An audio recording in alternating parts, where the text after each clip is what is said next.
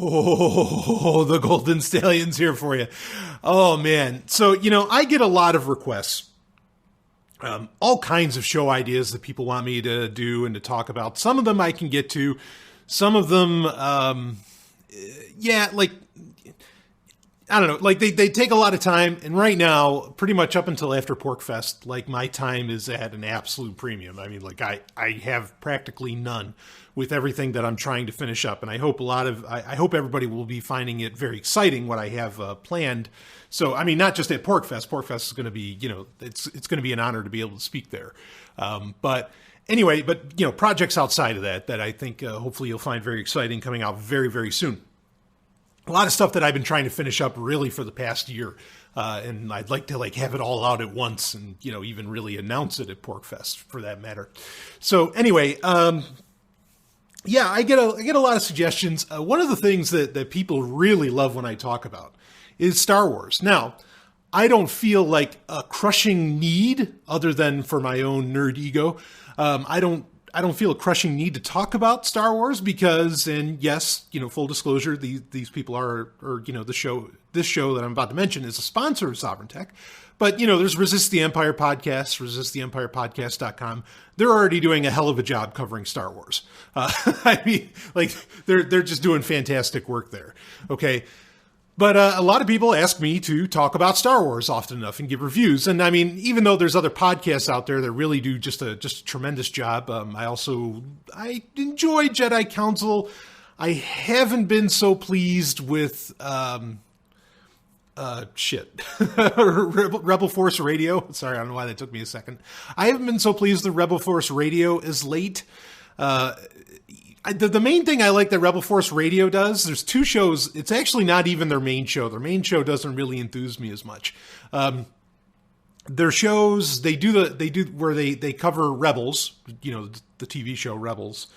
That I like the reviews of those. Those are always really good. And they bring in a lot of guests, and the guests are usually the real winners on that. The other is when they do the Star Wars. Oh fuck, this is terrible that I can't think of it. But they have a podcast that's all about the music of Star Wars that I think is just incredible. Oxygen. That's what it's called. I couldn't think of it. It had nothing to do with the term music. That's why I couldn't think of it. But with Oxygen, they're not even 40 episodes in, but they haven't released an episode of Oxygen in I don't know. It's been 3-4 months. It feels like it's been forever since Oxygen came out. And there's a couple other, maybe a couple other, fair Star Wars podcasts out there, but most of them are kind of lackluster. Even Jedi Council, which is one that I listen to, that's one of those podcasts, kind of like Steve Gibson's Security Now, where as soon as it comes out, I download it and I want to listen to it right away. I may not always get to, but I try to listen to it right the fuck away. And even Jedi Council's been kind of meh. And part of the reason Jedi Council's been meh is, by the way, I love Resist the Empire podcast does not fall prey to any of my complaints that I'm talking about here. And I'm not just saying that, again, because they're a sponsor. I mean that from the bottom of my heart. But the reason Jedi Council's been meh is because they're not on top of the extraneous material in Star Wars. They offer some great news, some interesting insights on that, certainly. But then when they get to the segment that I'm kind of waiting for, because you can talk about what's coming out in the movies all the time, right? And you're really not going to know shit until the movie comes out. So I'm not saying it's pointless to talk about that sort of stuff. I enjoy it. But the real bread and butter, or, the thing that I'm really looking forward to, I should say, is what Christian Harloff, who's the host of Collider's Jedi Council, calls What's the Deal with Canon? He does this whole funny Jerry Seinfeld voice too, and he does it. I like that. Where they talk about everything that's happening kind of in the, in the expanded canon, outside of the movies, the comic books, the games, the novels, the whole thing. And they're way, way behind. And they haven't done a review. They said they were going to do a review of Thrawn. I did a review of Thrawn as soon as I was fucking done with the book. I was like, no, people need to know about this. And they said they didn't even like the book Thrawn, but you never really find out why. They give you some very vague reasons, but I don't know. Maybe I missed the review of Thrawn. I don't think so, because I get notifications about whenever they post any kind of fucking video. But yeah, I've been really disappointed that they're not, they come out on Thursday, so they're in a prime position because comic books come out on Wednesday. And they've said that they're going to try and remedy this, but they've yet to. And I'm guessing maybe that's why Harloff and Ken Knapsack weren't on this week's Jedi Council. Of course, I'm recording this on June 9th. We're going to get into, I'm doing a Star Wars update, in case you didn't know, and I'm going to get into talking about some Star Wars here. I'm not just going to, moan and groan about, about other Star Wars podcasts, but I'm just trying to say why I felt compelled to go ahead. All right, let's do a Star Wars update, today for the Sovereign Tech patrons. But maybe Harloff and Ken Knapsack, who are often, and I like both of those guys, I really do. Ken Knapsack's fucking awesome. Maybe they weren't on this week's Jedi Council because they had said that they were going to start going to like comic book shops on Wednesdays, and they were going to like maybe even do reviews or something from there. But they were going to start reviewing the comics like the next day because again, comic books come out on Wednesday. The show is on Thursday. You got to be able to take 20 minutes out of your day to read a fucking Star Wars comic book, even if 3 of them come out. Ooh, an hour? Come on, your Jedi Council's huge. I mean, if they didn't know that from their response at Celebration, I mean, holy shit. I'd do almost anything for that audience. God damn. So anyway, I've really been disappointed that they're not like on top of it. Because I want to hear the reviews. I want to hear their different insights. Sometimes they think of things differently than I do. Especially because, for me, like I don't have like a one-track mind, and certainly I can understand other perspectives. But I still, to this day, I don't understand the hate for the prequels. Like I kind of get it. I get some of the points. Like, yep, I get what I always understand about anything is when there's false marketing, right? Sovereign Tech kind of thrives on the fact that there's always false marketing because I get to call it out. But, like saying that episode 1 is a kid's film, and yet the first paragraph of the opening crawl is talking about, taxation of the Trade Federation and all that stuff and blockades. And, what kid is going to fucking understand that shit? If anything, a kid should never even have to hear the word taxation.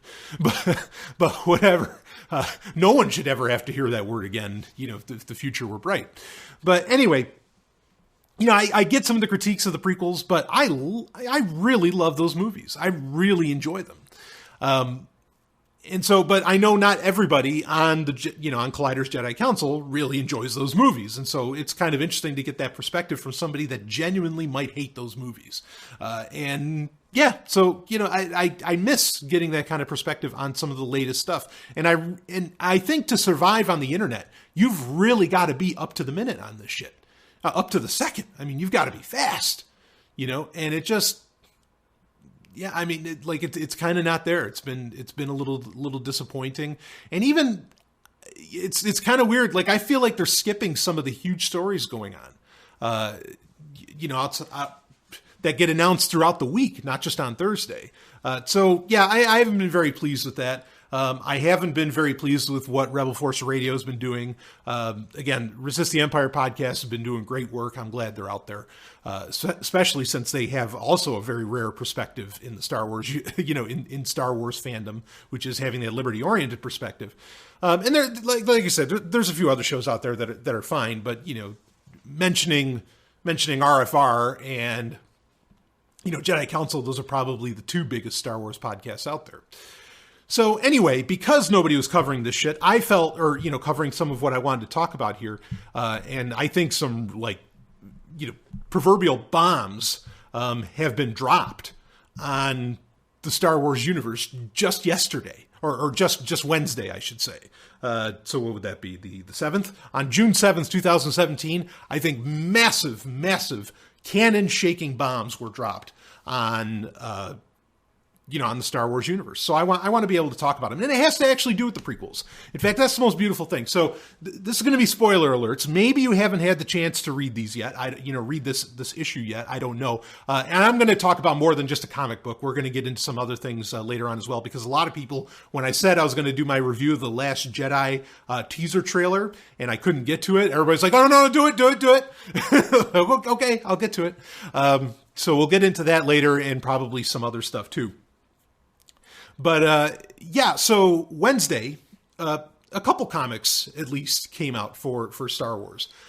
There was, there was Rogue One, adaptation comic. It was issue number 3, which issue number 3 was a little weaker. Like the last Star Wars update I did, I talked about like how to experience Rogue One and how it's this gigantic story. In fact, we know now there's going to be more comic books that have to do with Rogue One coming out, not just the Rogue One adaptation, but there's going to be like a one shot of Cassian Andor and K2SO, which I'm excited about. That'll be cool. I know they've been announcing all kinds of comics that'll be coming out. There's going to be a Mace Windu comic, which I'm very excited for.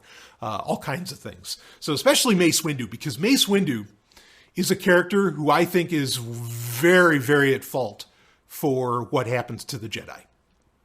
So that's going to be an interesting thing. But anyway, that Rogue One comic, I'll just give you the quick review, is that it's easily the weakest issue of the bunch because it's the one that sticks closest. I felt that issue number 3 of Rogue One stuck the closest to what actually happened in the movie, and you get very little outside of it, other than there's a beautiful moment where Saw remembers his sister that died during the episodes of the Clone Wars when you first meet Saw Gerrera. That was cool, but like that's the kind of the singular moment. I mean, you get some extra stuff, like there's more time spent on Edu, but largely it sticks pretty close to the script. And the beauty of the Rogue One adaptation has been that it's giving you a lot of deleted scenes. It's giving you stuff like perspectives that you didn't get in the movie and everything. And that's really been its joy. So we'll see how long that goes and what else happens from there. I'm kind of expecting, I'll tell you this right now. I don't have any insider information on this. I haven't heard anybody else say this. But me personally, I'm kind of expecting some kind of a reveal at the end of this comic book adaptation. Like I'm kind of expecting maybe somebody to still be alive. I'm not saying that's a good idea. I'm just saying I wouldn't be surprised if something like that happened, to where suddenly you find out, oh, somebody's still out there. You know, whoever the hell that may be, we don't know, but one of the main characters from Rogue One. But anyway, so speaking of the prequels, speaking of, well, I had a great segue going talking about the Jedi. Oh yeah, the Fall of the Jedi, Mace Windu, right? There was a comic. The big comic that came out was Darth Vader #1, which has to do with the time frame. Like it literally takes place seconds, or actually, it starts off with kind of the end scene of episode 3 of Revenge of the Sith. So, that alone is exciting. How close, and we didn't know, like this comic had been announced a few months ago, but I don't think anybody realized just how tight it would be to the prequel trilogy. Well, it's picking up right after it, I mean, I'm envisioning at some point, maybe in issue 2 or 3, we're actually going to get the end scene where you see Tarkin and you see the shell, that was in Revenge of the Sith. You see Tarkin and you see the shell of the Death Star. You're probably going to get that in the comic book, along with, some broader perspectives on that. So anyway, this picks up right then. The confusing part about, before I get into, again, spoiler alerts, folks, before I get into before I get into kind of the story of what goes down, I do want to say that this is a little confusing, this release, because they are just calling the comic book Darth Vader. Now, what's confusing about that is because there was already a comic by Marvel in the new canon called Darth Vader that went, 25, 26 some odd issues. And it was pretty good, I mean, it wasn't like the first few issues were fucking great. It's only when they got more towards Vader Down that I was like, yeah, this comic's getting a little weak. Then it picked up at the end again. But the confusing part is, like, they're not even calling it volume 2. They're just calling, usually when you do another #1, which, comic book companies do a lot, where, say it's the Fantastic Four or something, and they say, okay, this is volume 4, issue #1, right? It's not even volume #2. Like, there's no, you would be totally confused. You've got to be, I don't know how we're going to call this. Like, if you're talking to somebody about it, if you're talking about Darth Vader issue #1, okay, is the Darth Vader issue #1 from 2015 or 2016, or I guess it would have been 2015, or is it Darth Vader issue #1 from 2017? Like, do we have to put the years on it? And I've noticed this is kind of becoming a thing. Like another series that I read by Dynamite, which is the James Bond comic book series that they've been doing, which is awesome, by the way, one of the best comic books out there right now, bar none. They recently did where they just went to a #1 again, and there's really no delineation, even though there had been like a full 12 issue previous run And it's not like it's rebooting the continuity of Dynamite's, James Bond series. They're just like, okay, no, this is number one. And I mean, I maybe they just feel that, look, the people that know will know. Right? Like the people that are fans, they're going to get it. And we don't want to put anything on the material that will keep people from buying it. Like if they think that there's anything else they need to read, they may not pick it up. And I guess I could understand that perspective. I really think that that's like somewhere it should have. I mean, I don't care how fine a lettering you got to put it in. Somewhere it should say Volume 2 or something, or they could have easily given it another name, like. I mean, the time frame that this Darth Vader comic book is covering, James Luceno wrote which was at the time was a great book, The Rise of Darth Vader, which took place in the same time frame where it's between episode 3 and 4. Call it that. Call it The Rise of Darth Vader. I'm kind of baffled. People would read the shit out of that, I would think, if they saw that tagline, and it would have made it clear that the original Rise of Darth Vader is firmly a legend story. Because The Rise of Darth Vader gets like, there was a special release of the novels, the prequel novel to episode 3, and then the post-novel, which was Rise of Darth Vader, of episode 3, and of course the novelization of episode 3, which I think all 3 were done by James Luceno. That was a special release 10 years ago. And yeah, I mean, it would help alleviate a lot of that confusion, I would think. I would have done that. So I kind of get what they're saying. And this is a great, if you've never read Star Wars comics, this is a great Star Wars comic to jump in on. It's really, really well done. So I'm letting that cat out of the bag. I was very pleased with this issue number 1. Normally I'd wait a few issues before I really review a comic book series, but so much happened. So many little things happened. I mean, really, I think they're big things. They're little things with big waves. Happened in this comic book that it's really worth talking about right now, in my opinion. So the issue, now a lot of the Star Wars comics will have, they'll be broken down into stories, and you'll get, they'll do a page, and this has been done since the 90s with the Dark Horse comics, where, the tremendous Dark Horse comics, by the way, where it will have a faux opening crawl on the first page, and this will give you it'll give you a story header, and it'll tell you what part of it is and all. And so this issue number 1 is The Chosen One, part 1. So there's obviously going to be parts of it. And it does end on not necessarily a cliffhanger, but it does, end with, okay, there's a lot that needs to be resolved here. And it really has to do with, at the end of the day, or, at the end of it, pretty much this story is going to be, I'm guessing more or less, is going to be about just Darth Vader getting his lightsaber. He does not have a lightsaber. In fact, you get a scene where you see, you see an Imperial procession going on where they're literally burning all of the Jedi's lightsabers.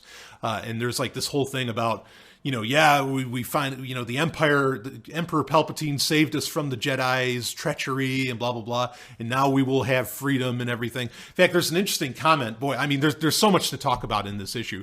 But there's an interesting comment where, Emperor Palpatine says, they don't understand what, he says, freedom, they don't understand what freedom is. He kind of does that sort of thing. And I want to hear him extrapolate on that, but I can kind of guess at what he's saying. In fact, I imagine it's a very egoist attitude, egoist as in egoism, as in Max Stirner, which you might be a little worried about that. But anyway, you sort of have to read Max Stirner to grasp what I mean by that. But anyway, so the comic book opens up with the scene, and a scene that is often derided. It's kind of called the Frankenstein's monster scene in episode 3, which is where Vader does this whole no, and he pulls himself out from the chair, or from the chair that he's in, Lord Vader, rise, all that stuff, right? And a lot of people think that scene's very cheesy. Well, kind of I don't necessarily agree with that. I mean, I think it's not the best scene in the world. I would have done it a whole hell of a lot differently. And it certainly wasn't as ominous as the episode 3 trailer made it out to be, because that was one of the scenes in the trailer for episode 3 before episode 3 even came out, back in 2005. Was that 2005? Yeah. I mean, you were really expecting a very dark moment, and it kind of ended up being an afterthought and not as dark a moment as it needed to be. So it's a good idea. I'll give Marvel credit. I'll give Lucasfilm credit for wanting to address that and make that scene something more, make it a little more meaningful. And they did a good job. Like right out of the gate, they do an awesome job of where Vader is having flashbacks of him choking Padme. Spoiler alerts, folks, if you've never seen Revenge of the Sith, which it's only been out for 12 years. And in fact, like he gives one more no, and it sends the Emperor flying backwards. And the Emperor, of course, isn't happy about this. But it really makes it a more powerful scene. I think it's the way to think of it is how it happens in the comic book.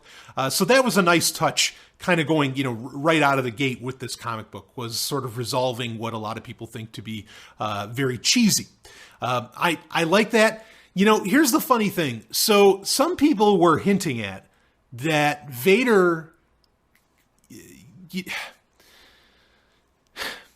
So there's a problem here, okay? And that is that the way that Palpatine in Episode 3 gets Vader on board, okay, with joining the dark side and becoming his apprentice, is because Anakin is having nightmares that Padme is going to die. And Vader says, well, Darth Plagueis knew how to bring people back from the dead. And so that's why he joins up. And because, of course, he also has the trauma of his mother dying, blah, blah, and he couldn't do anything about it, which is one of the best scenes of Episode 2, in my opinion. I will even stop people from dying. I love that scene. So the thing is that there's a point in the comic book where Palpatine says, not even the dark side can bring Padme back. Well, what the fuck? Like, I mean, yeah, you could say it's bait and switch, and that was all, the Emperor never had any plan to bring Padme back. Of course he didn't. But, like, Vader doesn't question that at all. That it's like, wait a second, you said blah, blah, blah. And obviously he has the power to, fuck with the Emperor. Maybe he's just biding his time or something. I kind of wonder if they're going to set this up, because you kind of get it in the book Lords of the Sith by Paul S. Kemp, which is one of the best new canon novels out there. In the book Lords of the Sith, you sort of get that that Vader is... not unwilling, but he knows he's kind of getting a raw deal, it seems like, and the Emperor's always testing him in that. So they're kind of building on that. But a lot of this, I think, does help lend to the fact that a scene where now Vader does say no, even though he didn't originally, is at the end of Return of the Jedi, where he sees, Emperor Palpatine is using Force lightning on Luke, about to kill him, and Vader just says no. And actually, I love in the Blu-ray that they added that scene where he says no. I think it works. I know not everybody agrees with that. Is it needed? Not at all. It was perfectly epic beforehand. But now it's just making it crystal clear that, yeah, he's not going to let this happen. It pisses him off. And it ties it back. I think the no with Padme and then having the no in Return of the Jedi now, I really think that connects those 2 points. And it does it in a way, and this is something I've brought up that I've never heard anybody else bring up, but maybe other people have already thought about this. In fact, I got a reminder of 1 year ago today, you said this, on social media, and I was like, oh yeah, I did say that, and what a wild thought it was. And the thought was that, just with, and I'm not, it'd be curious to see, how to put this? Okay, so one of the eras that everybody's talking about that has yet to really been touched in the new canon is the time between The Empire Strikes Back and Return of the Jedi.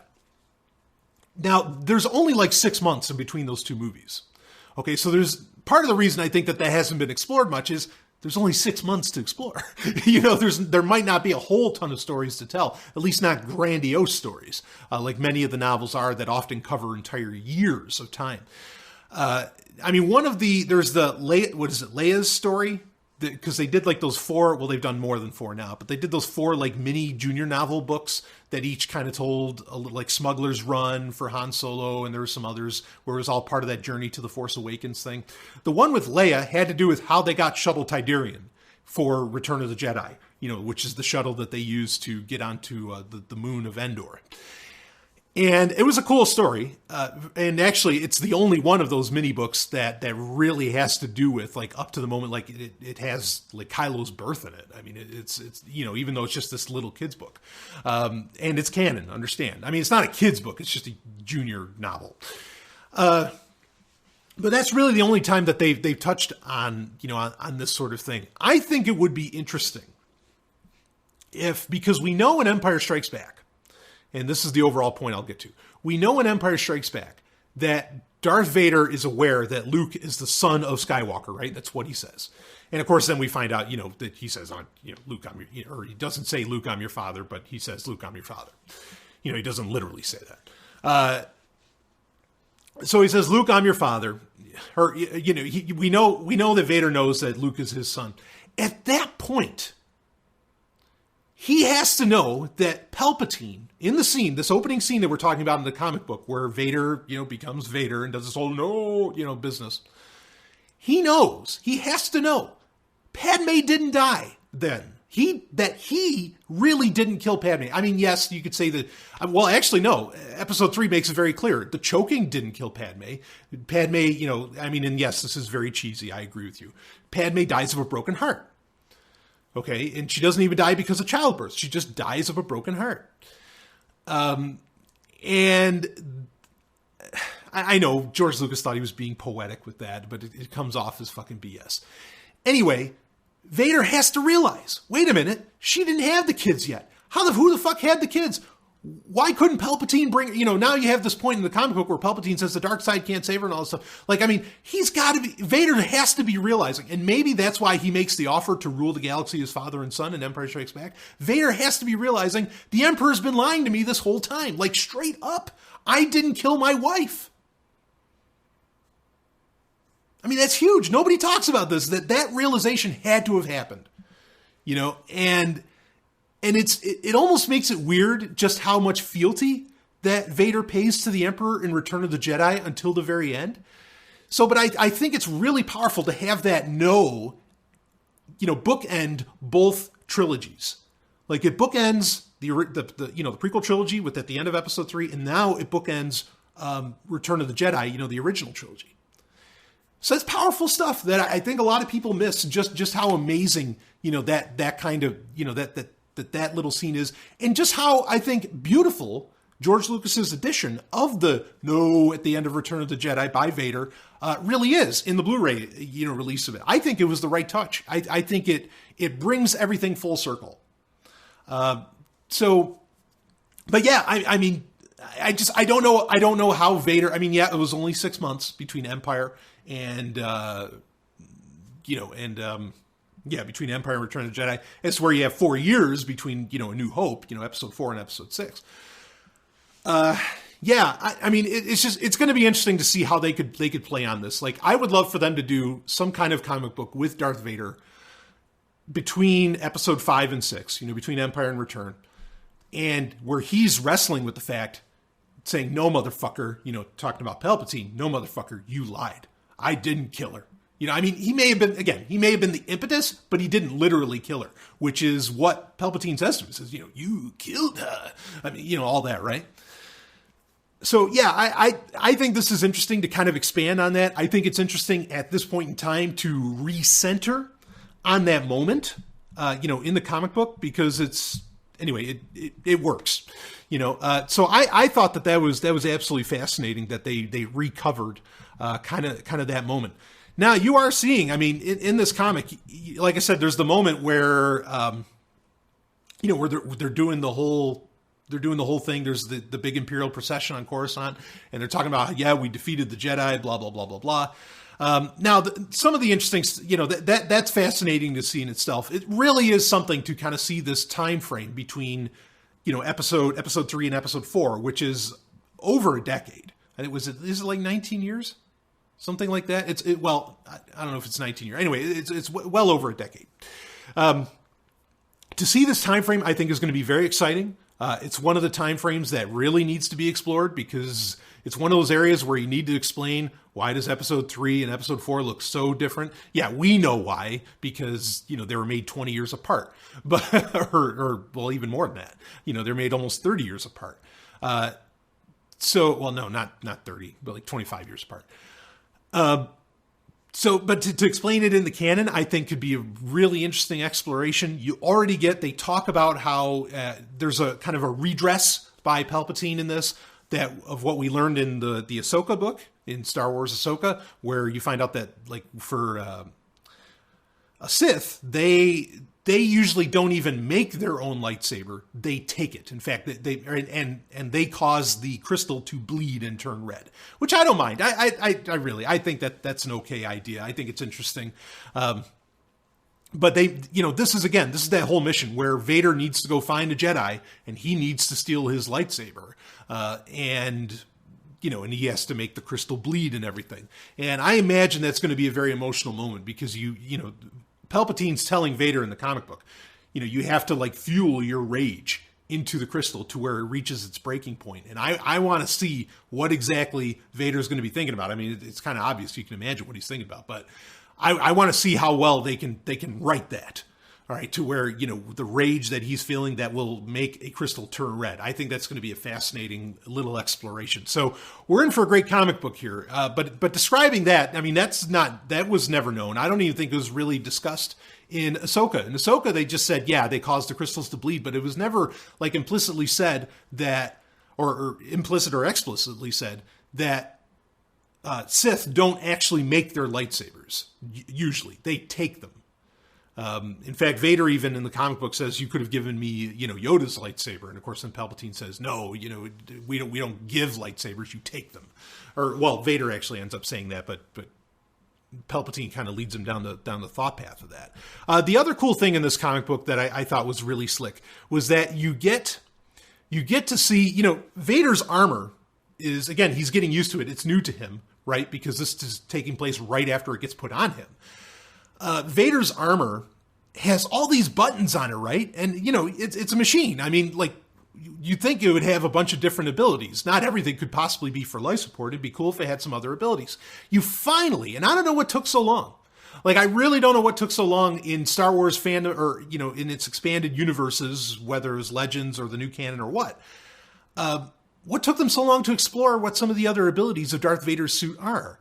And you finally get that in this. You get, like, he can do a trick with the lenses, which is interesting and might be a fun way to explain why in earlier films he has, like, these red lenses and then later on it's just pure black or something like that. So I thought that was pretty cool to finally see that. So some fascinating stuff. Like, you get to see that, that, like, those controls on Vader's belt actually do things. That's why I'm saying there's some, like, big stuff finally revealed in this about the trilogy, about the Star Wars saga as a whole.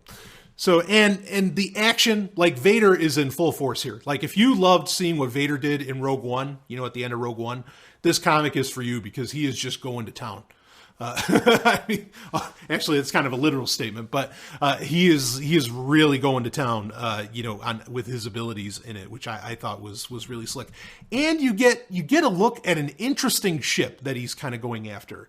That is supposedly left for him on this planet. Somebody steals it, and he has to find it. And you get a look at the ship, and it kind of looks like was that the Scimitar, the Darth Maul's ship that, of course, also gets featured in the Lando comics. So the ship that he ends up finding looks badass. It's not his TIE Advanced X1, but I'm curious if this is some kind of special model or something. But it looks really, really cool. So anyway, I'm really excited about this comic series. It's already shaping up to be, as I just mentioned Lando.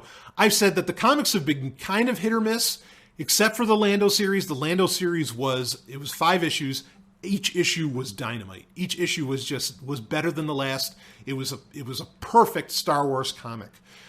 So I'm hoping that Darth Vader can kind of pick up on that. The Dr. Aphra comic that's wrapped up recently. That's also been really good, or it has also been very enjoyable because, well, for a bunch of reasons. It introduces lesbianism into Star Wars, for one. Not to say it hasn't been there before, but it does do that.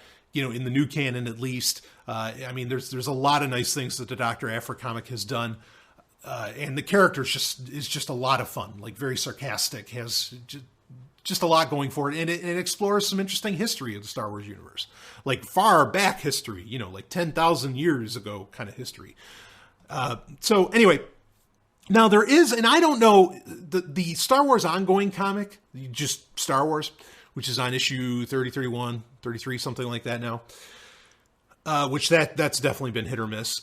They at the end of those, they do these little stories where the artistry of the comic, it's a separate story from the rest of the comic, but it turns into kind of this little more kiddish style, almost an Archie style of comic book artistry. And they're sort of comedic stories. I don't know if those are canon. I don't know if those are considered legit because, you could say I'm looking too deep into it, maybe. But there's one at the end of the new Darth Vader comic called No Good Deed. And it's pretty funny, actually. The ones at the end of the Star Wars comic I thought were just sort of stupid. But this is genuinely funny, and it's ironic for Darth Vader to have any kind of humor. But it works. And it's a story it's all a story about Darth Vader trying to get some stuff done on board a ship. He's going to go into his meditation chamber or whatever, and his mouse droid that assists him. Those mouse droids are those little things like on the Death Star. You see them all over the place, which they're kind of comic relief in and of themselves, and so it does a good job of in this mini story. But the thing that's interesting here is there's moments where Vader's choking out Imperial officers. And he tells the mouse droid to drag the to take the body away. And the mouse droid can actually drag a human body right out of his room or, out of his chamber or whatever. And so I'm kind of wondering, is this canon? Can mouse droids really do that? Or is it all just comedy? Maybe it's just comedy. And I should ask Pablo Hidalgo, but I haven't gotten to that yet. Anyway, overall, I thought that this was, at least issue number 1 was just through the roof. It was top notch. It delivered everything you wanted. You learned new things about the Star Wars universe. You got a new perspective on certain events, and you got to see, well, this is one of the best things about Star Wars. You got to see Vader kick ass. And Palpatine's in it, which is also, I think, as I've said in the past, I think Palpatine is the secret ingredient for any great Star Wars story. You've got to either talk about him, have him in it, whatever. He always puts things over the top. And there's varying reasons for that, I think. But yeah. So anyway, Darth Vader number 1, I'll call it volume 2.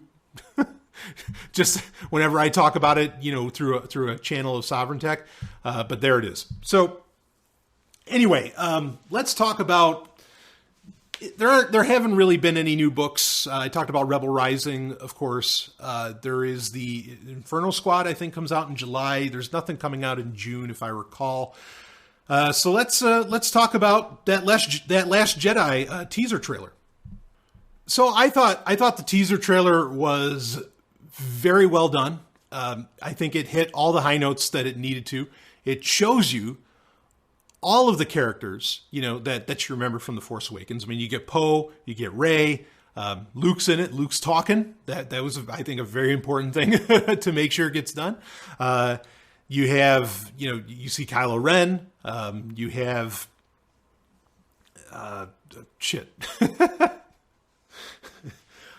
Finn. Thank you. You've got everybody you need to, in it that you see, and real nice touch. I'm not actually showing Carrie Fisher's face just to make sure that people because I think some tears would have welled up when people were watching it and they would have seen Carrie Fisher's face or doing something in action. So to keep that low key and just kind of show the back of her, but it's her, was a really, really nice touch on that. That, I think that was so well thought out. And that's really the thing. This teaser trailer is very, very well thought out. The Star Wars trailers in general have, as well, I've never really seen a bad Star Wars trailer. I guess I should say that, the first time paying attention to Star Wars trailers was I went to go see the movie. This would have been 96. I went to go see the movie Ransom with Mel Gibson. Great movie, by the way. And the trailers in the beginning, I was going with friends. I was in high school. In the beginning, there was a trailer for where it was the trailer for the special edition releases of Star Wars in theaters, which were going to come out in 97, all 3 original movies. with the new effects, of course, which I loved and I still love. And it just started off with like showing you this little 24, like you would imagine is like this little glass tube, 24-inch TV screen. It's like for an entire generation. People have experienced, like I can quote it. That's how much I watched that fucking trailer. Okay, back in 96, because you could watch it online as well. You could download it when the internet was just starting to even allow for video. It was for an entire generation. People have watched Star Wars the only way it's been possible on the TV screen. But if you've only seen it this way, then you haven't seen it at all. And then like this X-wing just blasts out of this little glass tube television, and then suddenly it takes up the entire theater screen. Right, one of the most epic, one of the greatest fucking trailers ever done. I mean, like, because you just didn't expect it, you didn't know what was happening, and at the time, you didn't have all the dirt sheets, and like, I don't think anybody really knew that special editions were going to be a thing. Like, I sure as hell didn't know in Podunk, New York, and oh, fuck. I have chills right now just thinking about it. I might have to go watch it again. If you've never seen the trailers for the special editions, they are a sight to behold, especially that first one where they announced, the entire trilogy, because then they would do, mini trailers for, because Empire Strikes Back was going to, what was it in January? I think it was in January they released New Hope. February they released Empire Strikes Back, and then March of '97 they released Return of the Jedi. Man, and all of those trailers were great. Like every single one of those trailers were just so epic and fantastic. And then in '99 you ended up with the trailer for Episode 1, which, understand, the trailer for Episode 1 when that came out pretty much broke the internet. And it was an awesome trailer. Argue however you feel about Episode 1. You don't like it, whatever. I'll deal with the fact that people don't like it. But the trailer was great, especially because it just opens up with that pod race. You see the pod racer, again, that first person perspective, and just the music. The Star Wars thing. I mean, that was. You couldn't have done better. You could not have made a better trailer for that movie. At that time, very exciting. So then. You end up with the trailer for Episode 2, which is also a fine trailer. Then you end up with the trailer for Episode 3, which is incredibly epic. I mean, like all those trailers are fantastic.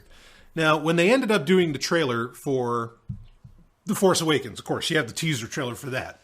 That was also perfect. In fact, it kind of pulled off what the Episode 1 trailer did, where, you're kind of showing like these odd scenes, quiet moments, and then suddenly, cue this classic Star Wars theme, and, they're showing the Millennium Falcon. Remember that? Where you just suddenly see the Millennium Falcon, breaking the sound barrier or whatever, and just like going way up. Obviously, we'd find out later that it's on Jakku. Best teaser trailer you could ever do. I mean, like that was just another one where they just knocked it out of the park. And then you get the full trailer. The full trailer of The Force Awakens. And yes, we will review The Last Jedi trailer here in a second. I just want to say, I'm just exploring just how amazing a job that Star Wars has over its entire lifetime, done with these trailers. Admittedly, I don't know the original trailers from like the 70s or 80s that well, but everything after that fact has been, just out of the park. I mean, it's been so good, or it's been so it's delivered all the emotions. It's delivered everything you wanted to see, and everything you needed to see, for it. So anyway, so the full trailer for The Force Awakens, just wow. I mean, you have those little moments. So you're not sure exactly what you're seeing at the time. Like you don't really know who Rey is. Even though you're seeing them and everything, but then when it finally, cuts in with that kind of orchestra, or, that choral version of Yoda's theme, and all that.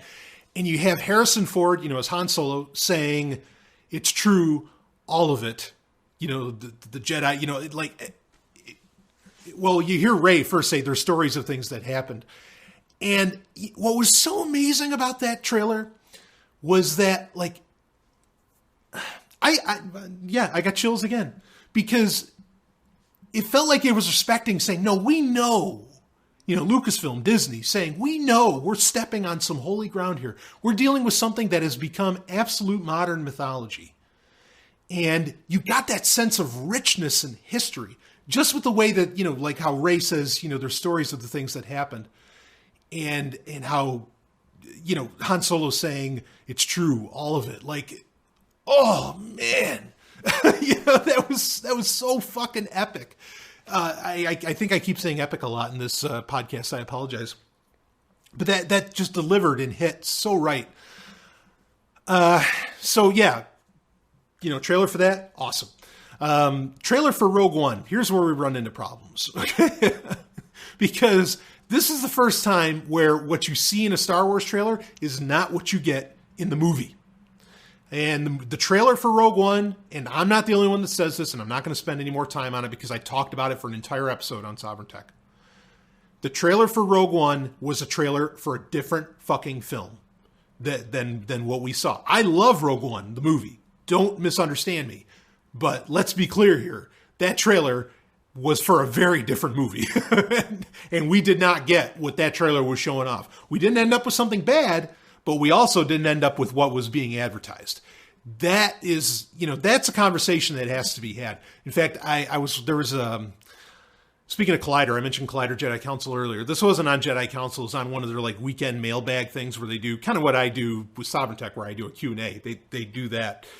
And a question came up about trailers, and John Campia, who I like, he made a great point, I think. He was saying, he says, do people have a case where if they go to see a movie and it is, bona fide nothing like what the trailer showed them, can they could they sue? That's a real, and I agree. I think it's really a problem. I understand you got to make trailers and you may have scenes in there that you end up removing later from a film because sometimes trailers come out a year or a year and a half or 2 years even before a movie comes out and all this. I can really understand that. But especially when you're talking about much shorter timetables than that, and when you really are getting a completely fucking different movie, and you know it, yeah, I mean, there's a point where it becomes false advertising, and I wonder, I don't want anybody to take because I don't believe in the justice system. Okay, I'm not saying I want anybody to take action against it, but I think that's pretty shitty. But that said, the trailer for Rogue One itself, the trailer standalone, not counting the movie, what you ended up with as a product of the movie, both are great. The trailer's great. It's just not for the movie that we saw, but the movie's great. So the record still stands that, yeah, they make great trailers for Star Wars. It's just that, holy shit, are the trailer and the movie so goddamn different. But an awesome trailer, epic trailer. Even in fact, one of my favorite scenes from it's not even a TIE fighter scene. The scene where Ben Mendelsohn, who, playing Krennic, playing Orson Krennic, where he says, it's the power we're dealing with is, immeasurable. You never got that scene. What the fuck was that scene where he's hanging out with Vader? Looked like he was hanging out with Vader on the Death Star. Not in Vader's castle, which is what you end up with in the movie. That's what I'm fucking saying. They're not the same goddamn thing. and someday, I think really, for some fandom justice, we need to see the movie that it was originally made because we didn't get it. So anyway, regardless, I'll get past that. So now enter The Last Jedi. In fact, D23 is coming up very soon. We might end up getting a trailer for Han Solo as well. Or we'll just end up getting the full trailer for Last Jedi, which I don't think would be a mistake. So Episode 8, The Last Jedi, sequel to Force Awakens. Trailer is, it's a pretty lengthy teaser trailer. Like I said, you get everything you need. You see all the characters. You know what's going on for them. You see kind of that Finn is still hurt. Great scene, Poe Dameron running, and the X-Wing explodes and all that.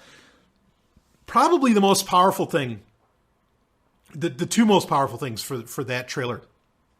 And they did this with The Force Awakens where they did this choral version that wasn't even in the movie, unfortunately. You kind of have to download a rip off of YouTube if you want it, the music from the trailer. Where they do the choral version of Yoda's theme. Or wait, is that Yoda's theme? Yeah, I'm pretty sure that's Yoda's theme. Anyway. That's awesome. But then in The Last Jedi, when they finally hit the music, and Luke says, Rey is saying, I see a balance, dark side light. And, Luke says it's so much bigger, and then it just goes in that dun dun dun dun dun dun dun dun, dun and you kind of have the rolling, the rolling thunder, what they would call rolling thunder in orchestra, going dun dun dun dun dun dun dun dun dun dun dun dun. I mean, holy fuck, like every time I watch it, and I watch it over and over again. Okay, I think the trailer has like 34 million views or something. Holy fuck, I've contributed a few thousand of those, I'm sure. But every time I watch it, as soon as that music kicks in, like I kind of like stretch my arms out, and my arms are just like shaking, like yeah, because it's so awesome when they hit that cue, and it's a shame because I'm pretty sure that musical styling, because John Williams would not do that sort of thing, is going to be in the movie. What a pity, because that is fucking badass when that hits. Oh, made the whole trailer for me, because before it was a little like, well, it's kind of quiet, kind of slow. What the hell's going on here and everything. I mean, there's some interesting stuff to see, certainly. Like, there's the tree, which I think is the tree from Shattered Empire, the comic book series Shattered Empire, which is new canon. And in fact, I said that a long time ago on Sovereign Tech when I was doing a review of the new canon on a Sovereign Tech Prime episode. I said, it's like, yeah, those trees at the end of Shattered Empire, those are going to be a big deal. And it's like, I don't 100% know what they are. I mean, there's one kind of in the Clone Wars TV series, but they're going to be a big deal here in the future. And yeah, I think episode 8 is going to kind of bring that to light. So anyway, that's awesome. And then, when Luke says it's time for the Jedi to end, oh man, like, yeah, you hit the note, and then they do that one more, like this really slow, epic conclusion of, kind of the Star Wars theme of sorts. And, oh man, yeah. So when he says it's time for the Jedi to end, I'll tell you, I'm hoping, I'm not going to let this go over an hour. I'm hoping that we're going to end up with kind of a gray Jedi situation where Luke is going to say, no, you need both the dark side and kind of the light. Or even if Luke goes full dark side, I mean, there's a lot of different ways that this could go, but there's going to be a very serious reinterpretation of the Force. Understand, Kylo Ren's not a Sith. He's the Knights of Ren. That's a very different situation.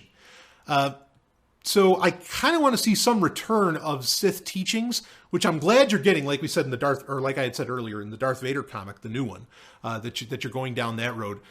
Boy, I want to see explorations of that. I am all on board for a lot of explorations of the Force in general in episode 8, which I think is something, obviously, like we talked about also with the Darth Vader comic, where they kind of fix the scene at the end of episode 3, Darth Vader's no. I think they feel like they're still in fixing things mode. And I think that they're going to try and probably fix like the whole midichlorians thing.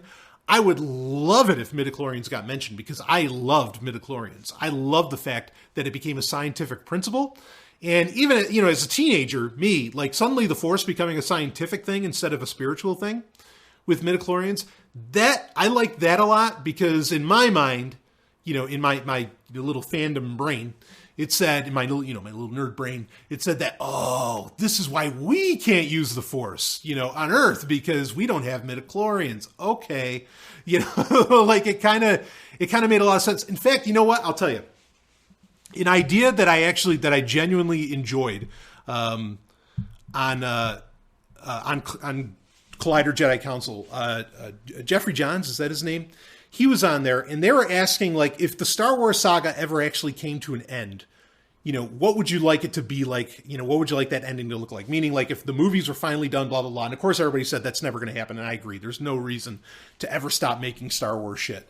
I could see where they might take a little bit of a break from the movies, and they've talked about that, but it's never going to end. Anyway, Jeffrey Johns said, he said that he'd love to see it to where, suddenly there was no more Force and humans just had to deal with, technology. Like that was the only way they got to get to things. And maybe and he didn't say this, but this has always kind of been my theory. Maybe then you would end up on Earth and you'd understand how everybody kind of got there. You'd almost get like an ancient alien hypothesis going, which is what Battlestar Galactica did, even though they failed at it. It's a good idea, but the new Battlestar Galactica by Ron Moore completely dropped the ball, failed. I mean, just ass first. As far as like delivering kind of the ancient alien hypothesis idea. So I would, or the ancient astronaut theory, whatever you want to call it. I would like to see Star Wars, like if it did have an end, I'd love to see it go that way. But that was the cool thing about midichlorians, is because you could explain why there wouldn't be why the Force wouldn't exist anymore, because you don't have what it takes to connect to it any longer with midichlorians.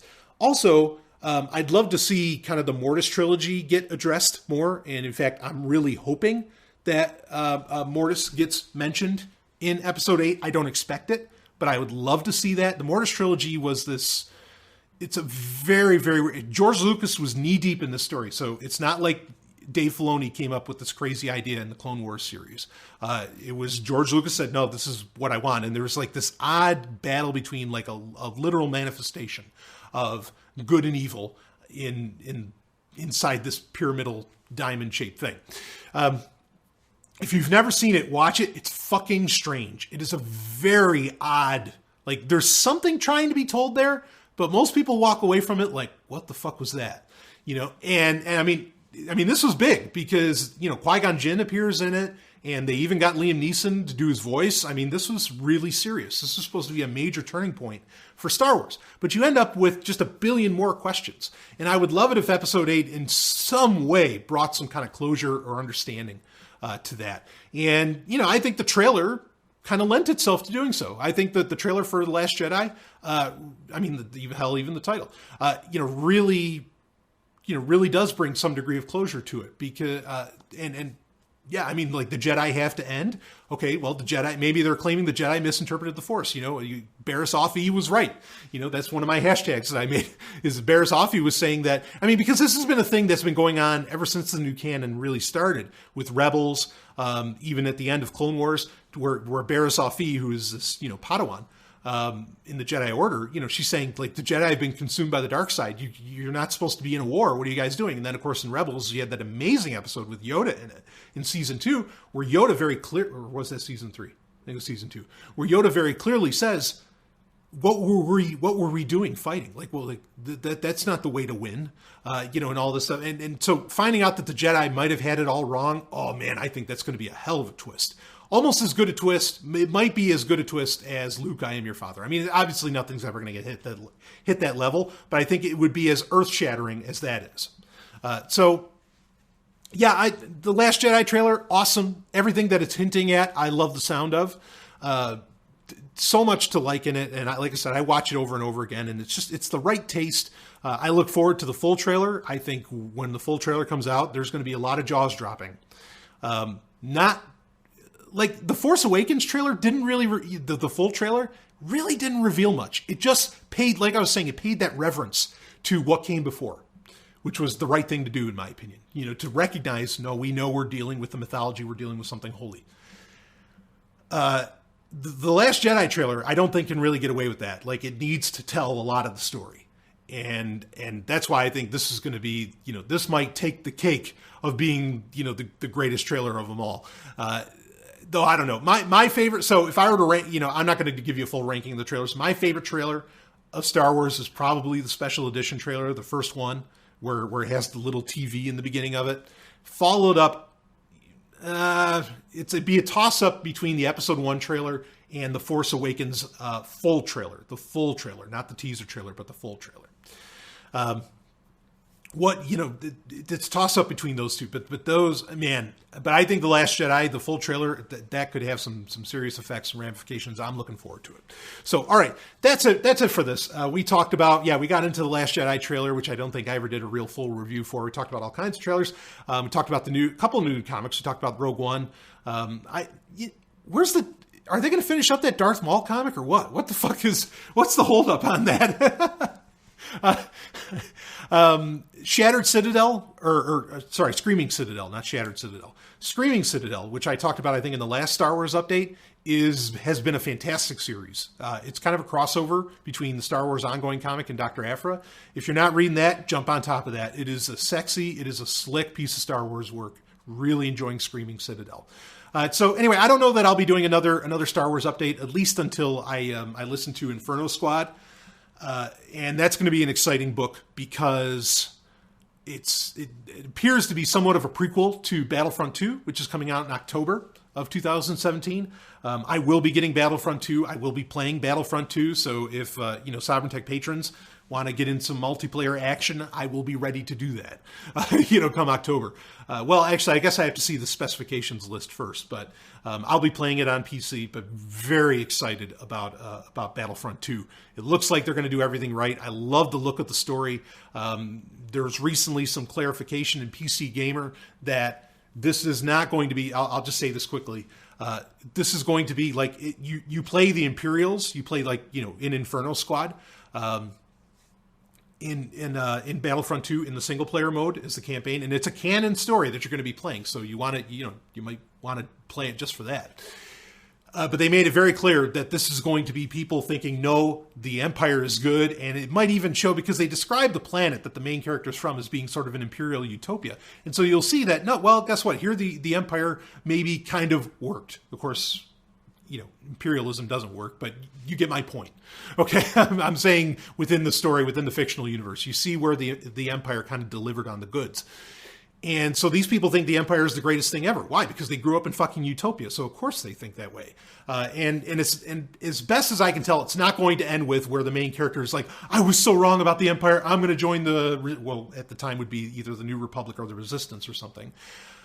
Good, because we don't need that. Okay, like it needs to be just like TIE Fighter was back in '94, just like you were able to do in Jedi Academy, where in Jedi Academy you could choose to be, you could take the dark path, or like in the Knights of the Old Republic games where you could choose to be, dark side, or in TIE Fighter where no, you loved being, an Imperial pilot, you knew you were doing the right thing, or in your mind, in your perspective. And like you even join a secret order and you get tattoos and all this stuff and, you're really enjoying it. And there's never like this, oh, I can't believe the Empire is so evil and all that stuff. No, you're either accepting the evil and you're enjoying the power yourself, or, you're just kind of blind to it, I guess, of the evils of the Empire, whatever. But that's the perspective I want. I want to play the villain. I don't want it to be like some honorable horseshit. I want to play the villain. I want to, and it looks like Battlefront 2 is going to deliver that, so I'm going to be all over it. And I'm going to do the pre-order. I'm not going to wait for the reviews. I'll just sight unseen. Okay, let's do this. In fact, there's a trailer for Battlefront 2 that's supposed to be airing over E3, so I might briefly mention that in a future little episode, but that's it. So, all right, shit, I went a minute over an hour. Let's wrap it up. Of course, new Sex and Science Hour should be coming out this week, and I've got a Dynamite Sovereign Tech lined up. A lot of incredible stories that I can't believe I've read that I'll be covering, and just awesome stuff going down. Actually, some good news we'll be talking about on Sovereign Tech this week, which we don't always get. So, whoo, there it is, baby. I'll see you on the other side.